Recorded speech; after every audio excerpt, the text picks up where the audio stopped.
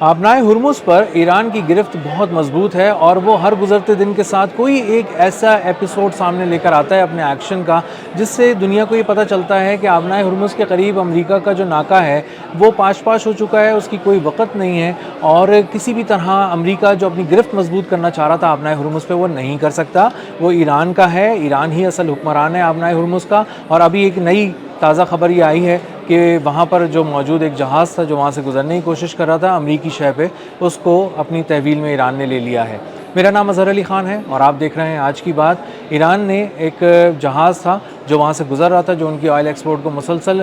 تکلیف دے رہا تھا، اس کو نقصان پہنچا رہا تھا۔ ایران اس کو مسلسل وارن کر رہا تھا، لیکن وہ جہاز اور اس کا عملہ نہیں سن رہے تھے کوئی بات، اور اس کی کسی بھی بات پہ کان نہیں دھر رہے تھے۔ اب جب وہ آبنائے ہرمز کے قریب آنے لگا، خلیج فارس کی طرف سے آنے لگا، آبنائے ہرمز کے قریب پہنچنے لگا، تو ایران کی جو پاسداران انقلاب ہیں انہوں نے مسلسل اس کے ساتھ رابطہ کیا، اس کو ریڈیو پیغامات بھیجے اور اس کو بتایا کہ آپ اب ایران کی حدود میں آ گئے ہیں اور اب آپ رک جائیں، آپ کو ایرانی پاسداران انقلاب سے اجازت لینی پڑے گی، ٹول ادا کرنا پڑے گا، اور ہمیں جہاز کی تمام تفصیل بتائے بغیر آپ آبنائے ہرمز کے قریب بھی نہیں جا سکتے اور آبنائے ہرمز کو پار بھی نہیں کر سکتے۔ جب مسلسل کپتان نے اور عملے نے اس بات کو نظر انداز کیا ریڈیو پیغامات کو ایرانی پاسداران انقلاب کے، تو ایرانی پاسداران انقلاب نے آبنائے ہرمز کے قریب ایک بہت بڑا ایکشن کیا، اور وہ بہت بڑا آئل ویسل تھا جس کے قریب وہاں پر چاروں طرف سے اس کو گھیرا گیا۔ ایرانی کمانڈوز نے اس کو چاروں طرف سے گھیرنے کے بعد اپنی اسپیڈ بوٹس کے ذریعے تیزی سے اس کے قریب پہنچے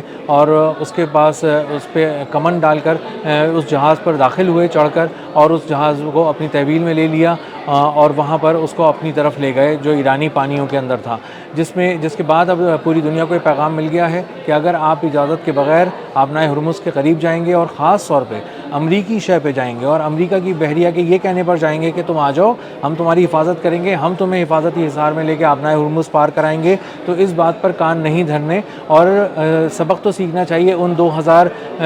جہازوں سے، تجارتی جہازوں سے جو بحیرہ عرب میں اور خلیج عمان کی طرف موجود ہیں، خلیج عدن کی طرف بھی موجود ہیں، لیکن آبنائے ہرمز کے قریب پھٹکنے کی وہ غلطی بھی نہیں کر رہے۔ امریکی یقین دہانیوں کے باوجود نہیں کر رہے، کیونکہ ان کو معلوم ہے کہ امریکہ صرف بات تو کر سکتا ہے لیکن امریکہ کو یقین دہانی کرانے کے بعد اس پہ عمل درآمد نہیں کر سکتا، ایران کو نہیں روک سکتا، اور اگر وہ اتنا ہی طاقتور ہوتا تو وہ پہلے اپنے جہازوں کو بچا لیتا جس پر ایران نے اٹیک کیا، مسلسل اٹیک کیا، اس کے جنگی جہازوں پہ بھی اور ان جہازوں پہ بھی جو وہ لے کر آ رہا تھا تجارتی جہاز اپنی حفاظت میں، اور کہا تھا کہ تم آ جاؤ، ہم بیٹھے ہم دیکھ لیں گے کون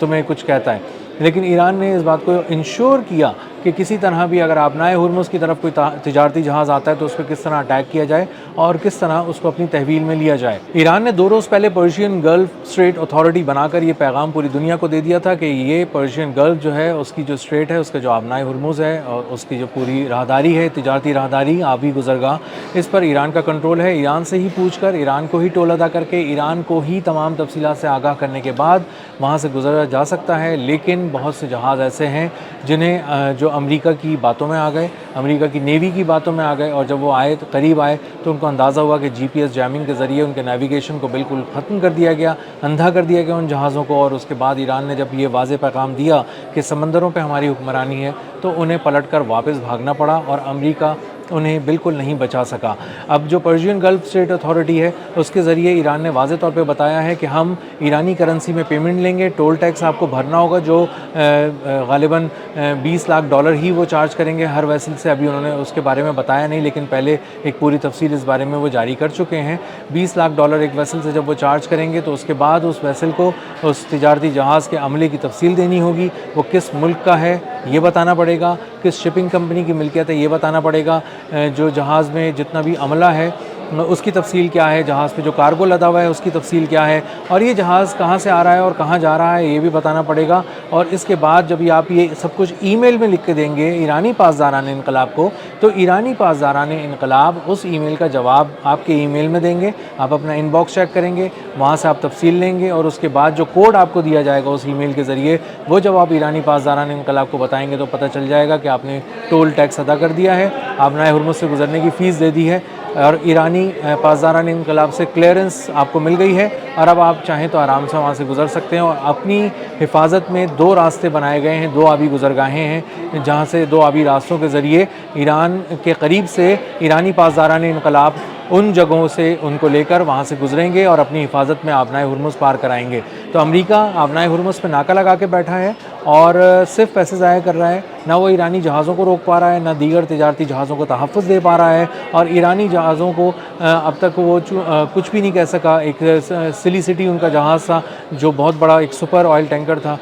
وہ آیا ملیشیا کی طرف سے آیا اور اس کے بعد آبنائے ہرمز پار کر کے ایران پہنچ گیا، ایران کی بندرگاہ پہ لنگر انداز ہوا اور اس کو امریکی ناکہ بندی کے باوجود امریکہ کی فوج اس کو نہیں روک سکی اور ایران نے اس کو بحفاظت اپنے پاس کلیئر کرا کے بلا لیا۔ تو آبنائے ہرمز پہ ابھی کس کا راج ہے یہ اب بتانے کی ضرورت نہیں ہے۔ ایران نے اس کو ایک طرح سے ایک مہر لگا دی ہے آبنائے ہرمز پہ اپنی حکمرانی کی، اور دو ٹوک الفاظ میں پوری دنیا تک یہ پیغام پہنچا دیا ہے کہ ایران ہی اب سب کچھ کر رہا ہے وہاں پہ، اور امریکی عملداری اب کسی طرح بھی وہاں پر موجود نہیں ہے۔ جو جہاز تحویل میں لیا گیا ہے، جب وہ پیسے دے دے گا، جب وہ ٹول فی ادا کر دے گا، جب وہ معافی مانگ لے گا، تو اس کے بعد ایرانی پاسداران انقلاب اس کو جانے دیں گے، اور اس جہاز کو نہ پہلے چھڑوانے امریکی فوج آئی اور نہ اب تحویل میں لیے جانے کے بعد کوئی فوج آئی۔ تو اس سے اندازہ ہوتا ہے کہ امریکہ کی ناکہ بندی عملی طور پہ وہاں پر نہیں ہے، اس کی کوئی عملداری نہیں ہے آبنائے ہرمز پہ، وہ صرف کھڑا ہے، پیسے ضائع کر رہا ہے ہر روز کے حساب سے، اور ہر روز کے حساب سے وہ تقریباً $13,000 پر سیکنڈ وہ ضائع کر رہا ہے امریکہ اس پوری جنگ میں، جو ایسٹیمیٹ سامنے آئے تھے، اور اندازہ ہوتا ہے کہ اب یہ سب چیزیں ایران کے ہاتھ میں ہیں اور امریکہ کے ہاتھ سے نکل چکی ہیں۔ آبنائے ہرمز پر ایران کی حکمرانی ہے اور یہ بات خطے کے تمام بڑے پلیئرز اور طاقتیں جانتی ہیں، اور اسی لیے سعودی عرب نے اور کویت نے صاف انکار کر دیا اپنی ایئر بیسز دینے سے امریکہ کو، تاکہ وہ پروجیکٹ فریڈم جو ایک انہوں نے شروع کیا تھا کہ وہ وہاں پہ جا سکیں اور جہازوں کو اپنی تحویل میں لے کے آبنائے ہرمز پار کرائیں۔ سعودی عرب اس بات کو سمجھ گیا تھا کہ وہاں پہ جا کے ایک بار پھر ناکامی کا سامنا کرنا پڑ سکتا ہے، اسی لیے اس نے پرنس سلطان ایئر بیس دینے سے انکار کیا، جہاں سے امریکی طیاروں کو اڑنا تھا اور اپنے تمام کیریئر اسٹرائک گروپس کو ایک شیلڈ کی طور پہ ایک حفاظت فراہم کرنی تھی، اور بتانا تھا کہ ہم ایران سے ٹکر لے سکتے ہیں۔ ممکنہ طور پہ وہاں پہ بہت بڑا تصادم ہو سکتا تھا، جس کے پیش نظر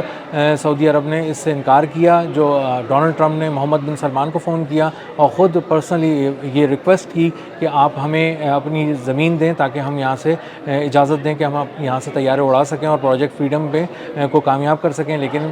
سعودی عرب کو بھی اندازہ ہے کہ کتنا امریکہ کامیاب ہو سکتا ہے، امریکہ کے پلے کیا کچھ ہے، اور امریکہ میں اب کتنی کیپیسٹی اور کتنی کیپیبلٹی رہ گئی ہے ملٹری، تو اس کو اندازہ تھا کہ ایران بہت ہی شدت سے جواب دے گا، اور ہو سکتا ہے کہ وہ جواب سعودی عرب کے اندر بھی آ سکتا ہو، تو اسی لیے ان کی پرنس سلطان ایئر بیس پہ آ سکتا ہو، امریکی اڈوں پہ آ سکتا ہو، اسی لیے سعودی عرب نے ایک جنگ میں جانے سے انکار کر دیا اور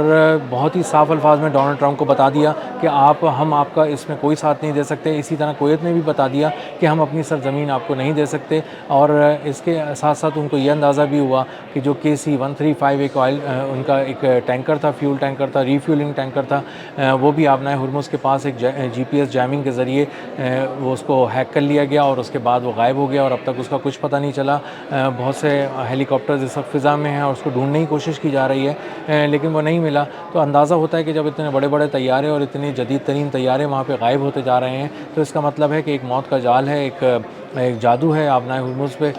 کی فضاؤں میں، اور موت کا جال بچھا ہوا ہے اس سمندر میں کہ نہ بحریہ وہاں پہ محفوظ ہے امریکہ کی، نہ اس کے طیارے فضائی طیارے محفوظ ہیں۔ تو اس کا مطلب یہ ہے کہ کسی کو اس کا ساتھ وہاں پہ نہیں دینا چاہیے، کیونکہ وہاں پر جو بھی جائے گا وہ بری طرح شکست کھائے گا، بہت گہری چوٹ لگوا کر واپس آئے گا، اور اس وقت کوئی ملک افورڈ نہیں کر سکتا کہ وہ ایران کے خلاف اپنی سرزمین کو استعمال ہونے دے۔ اب تک کے لیے اتنا ہی، ملتے ہیں اگلے ولاگ میں کسی نئی خبر، نئے تجزیے اور نئے زاویے کے ساتھ۔ اللہ حافظ۔